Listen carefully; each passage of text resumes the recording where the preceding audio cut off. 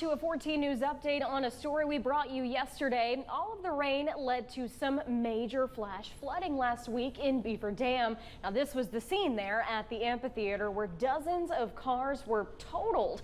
Isaac Calvert is here now. Now, Isaac, officials say they're working on a plan to try to prevent this from happening again, right? Yeah, Jamie, that is right. And as you can see here in some of these photos and videos, many concert goers' vehicles were completely destroyed from that flash flooding last week. Now, the thing is it wasn't raining a whole lot. It was a little bit before the concert and earlier that morning, but not nearly enough for a flash flood like we see here. Now, the main question that officials and the city have right now with the amphitheater is what is happening and how did this happen? Right now, we are working to determine what happened because the simple answer is we don't know. What was supposed to be a night filled with fun and music ended up being a total disaster for many.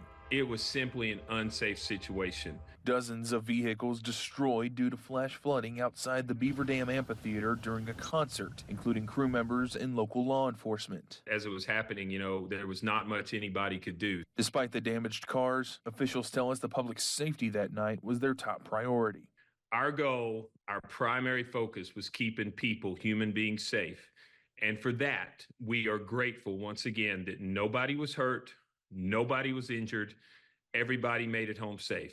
Heath Eric is the spokesperson for the Beaver Dam Amphitheater. He says there have been ongoing talks between the amphitheater and the city of Beaver Dam about what exactly caused the flash flooding and how to avoid a situation like this from happening in the future. Once we get some facts and we find out what happened and what we can do to address that in the future, we certainly will circle back and let our fans and let our supporters know. While safety was the top priority that night, figuring out what happened and how to move forward is next on the list. You have my word on behalf of the city and the venue and officials that once we find out what happened, we are going to address this and we'll circle back with information for our fans.